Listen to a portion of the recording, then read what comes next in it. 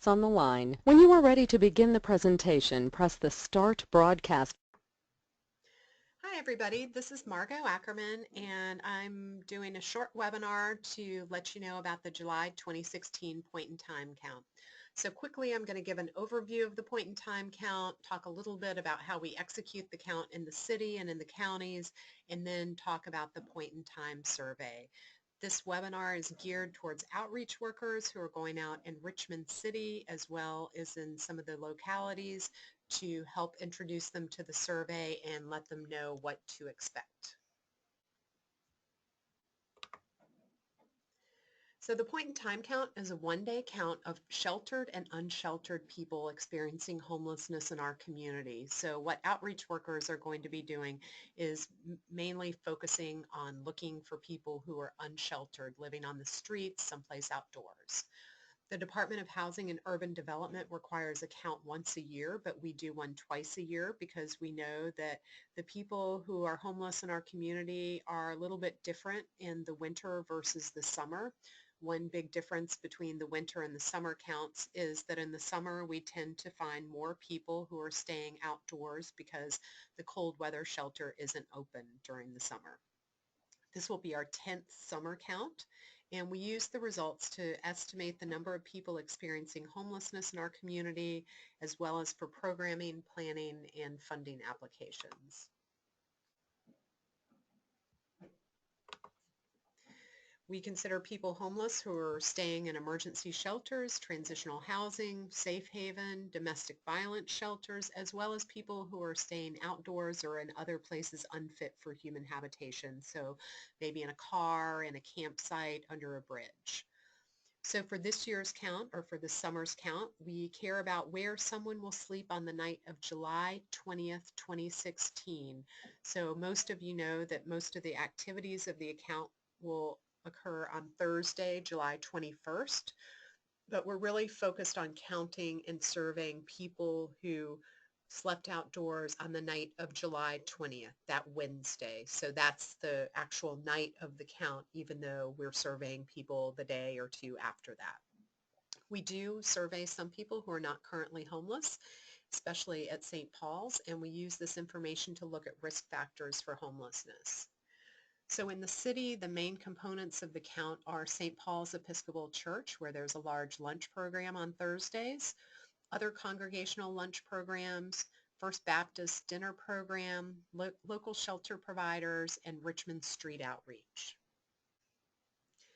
In the counties, we send teams out in Hanover, Henrico, and Chesterfield counties made up of Department of Social Services and police officers, and they go to reported locations of encampments. The DSS sites also survey anyone who presents at their offices on the day of the count who's experiencing homelessness. We also work with outlying counties, Powhatan, Goochland, New Kent, and Charles City, and we speak to somebody in their DSS offices to determine if anyone is currently experiencing homelessness in their community. We also have one or two shelters located in the counties, and they also participate in the point-in-time count survey. So for the survey, the shelters use the long form of the survey. The form that I'm going to be talking about today is the short form. Outreach staff use the short form of the survey. You only want to survey adults, and keep in mind that the survey is optional. People may choose not to take the survey, or they may refuse to answer specific questions, but they do have that choice. We aren't forcing people to take our survey. The survey is self-report, so even if you suspect that an answer isn't true, you should record what the person tells you. And the reason for this is that self-report data is sort of a known limitation, so we can say, oh, it's self-report. But if it's a combination of self-report and surveyor opinion, then it's a lot harder to sort of tease out what the impact of collecting that data that way would be. Try to answer all questions on the survey. We're going to go through the electronic version of the survey, but if you need hard copies of the survey, we can also provide that. We believe that doing the electronic survey will not only be a little bit quicker, it should give us better data quality because you can only select an answer that's on the survey, and if you have a question that just requires one answer. Somebody can't inadvertently check two boxes or anything like that. But it also leaves out some of the question logic, or it's all built into the electronic version of the survey. So you don't really have to think to figure out which question you need to answer next.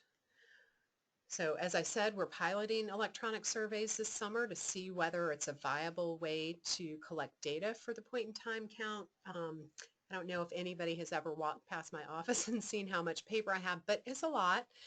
So we expect to benefit by using less paper, by the survey taking less time to administer, by having better data quality, less manual data entry, and less time to analyze data. But if you can't do the paper surveys for any reason, or if you want some paper surveys as backup, you can email Erica Schmalley so that we can provide you with paper copies. And actually, I'll plan to check in with Crystal to see if you guys want some paper copies to take with you. It's probably a good idea to have backup because you never know what's going to happen. So I'll make sure that Crystal gets some paper copies of the survey, and then we can sort of tease out whether, some people are doing paper and some people are doing electronic. But there are other reasons that people might not want to do electronic surveys. Some of the volunteers at St. Paul's have indicated that they don't have a smartphone or a tablet, so they just don't have the tools to do it. Some people may be concerned about their data usage and may not be comfortable, particularly if they have a personal phone. They may not want to use their own data. So for this pilot, we're not telling people what they need to do. We do hope that people will try the electronic survey so that we can get feedback on it and see whether we can make this work in the future. But right now, it's not required. We're just hoping that a lot of people will do it. So this is a link to the online survey, and just a few hints before we go to look at it. You don't want to use your browser's back button to navigate the survey. You want to use the back and next buttons that appear at the bottom of the page. To test out the survey, there is an option. The first question is the site code, and there's an option to just select test. If you want to play around with the survey, you should select that, and then we'll just throw away that data. And then the online survey is a little bit shorter than the paper version because the question logic where you're supposed to skip questions is built in. So let's go ahead and click here, or let me copy this link really quick and show you what this looks like. So this is the survey here, and you can see that the first question is the site code, and I'm just going to use test as the option here, and that should allow me to just kind of play around and just enter some data. So I select test, and then I'm going to click next. I'm going to make my screen a little bit smaller so you can see this a little bit better. So where did the person sleep on the night of Wednesday, July 20th, 2016? I expect that a lot of the people that you guys encounter are going to say outdoors. So we would select outdoors and then click next. And the reason that you have to click next is because there's some logic involved in which questions you go to next. So this question, when did you become homeless? This is referring to their current experience of homelessness. You can go here and you can, if somebody's been homeless since April 1st of 2016, you can fill it out that way, or you can actually click on the numbers here. Let's say it was a longer time ago and you don't want to keep on clicking back. You can just type in the numbers here on each of these fields, keeping in mind that the month and the year are 2 digits, and then the day and the month are 2 digits, and the year is 4 digits. So is the time I've been homeless? It's been a year or more, so I'm going to click next here. And then here are some questions that relate to chronic homelessness status, and they're exactly what we did in January and July of last year. Have I been living in an emergency shelter or on the streets for the past year? Yes. In the past 3 years, I've just been homeless one time. And in the past 3 years, the total time that I've been homeless has been 12 months or more. And so these questions are really, like I mentioned, related to chronic homelessness status. So to be considered chronically homeless, somebody needs to be living outdoors in an emergency shelter or safe haven, but they can't be in transitional housing. So what, for example, this question right here is trying to figure out is how long they've been in an emergency shelter or on the streets, not including transitional housing. And then in the past 3 years, I've only had to stay in an emergency shelter or on the streets one time. Then I enter my birth date, and I can do it the same way here where I just click on the month field and type that in, and then type in the month, day, year. Gender is female. And then you can see here for race, these square boxes mean you can select more than one option. So if somebody's biracial or something like that, then you would just select the 2 races or possibly more that they say they are. And then are you Hispanic or Latino? And then here are the questions that we use to help deduplicate. We're going to enter my first 2 initials of my first and last name. And I'm currently staying in Richmond. And let's say that I do have an alcohol or drug problem or some sort of disability. And it does limit my ability to care for myself. And let's say it's drug or alcohol abuse, but I also have a mental illness and a physical disability. So I select those options.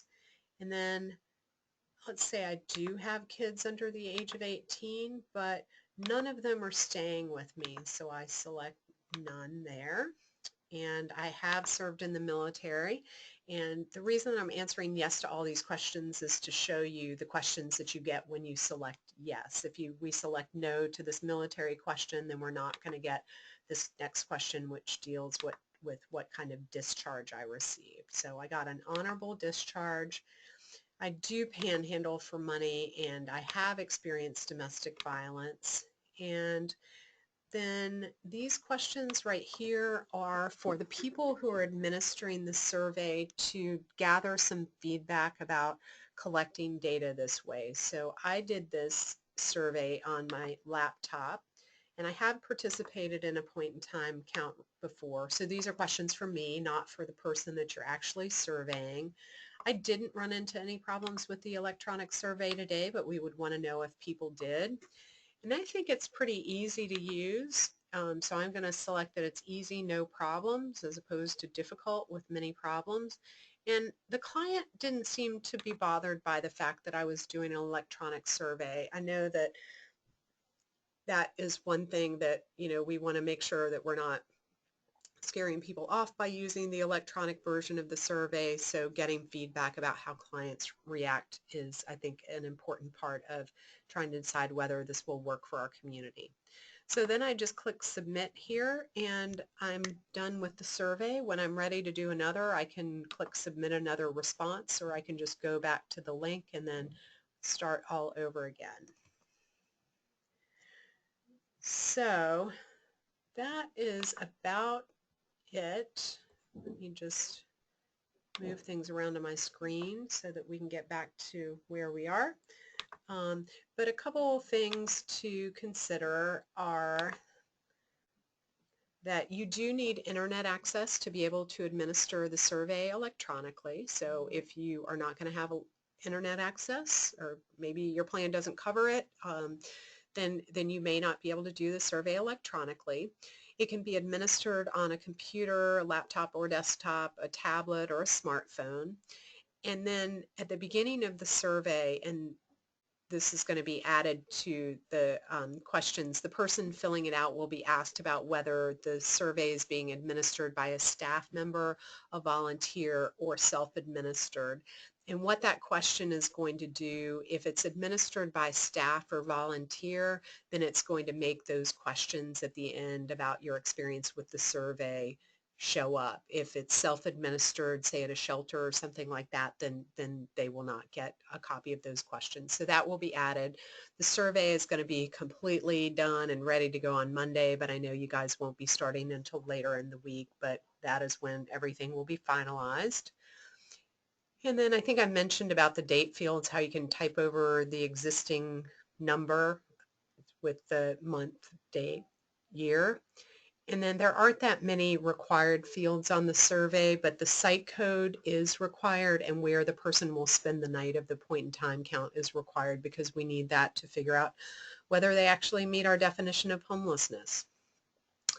So if you run into any problems when you're testing the survey, please let me know. You can email me here, or you're welcome to give me a call. And as I mentioned, the survey will be finalized by July 18th. Here's just a separate link to the survey. And for the point in time count, if you have just general questions, you can get in touch with me or Erica Schmalley. And if you need assistance with survey administration, or you're going to need paper surveys, then Erica is the person to get in touch with. But as I mentioned, I will touch base with Crystal and arrange to get her some hard copy surveys, whether you decide to use those as a backup, or if some people are not going to participate in the pilot, then you should have those. And I also got an email today about bus tickets. I'll make sure you guys get bus tickets too. So thank you so much for help in conducting the point in time count. We really appreciate all the work that you do. And just let me know if you have any questions, and have a great day. Thanks.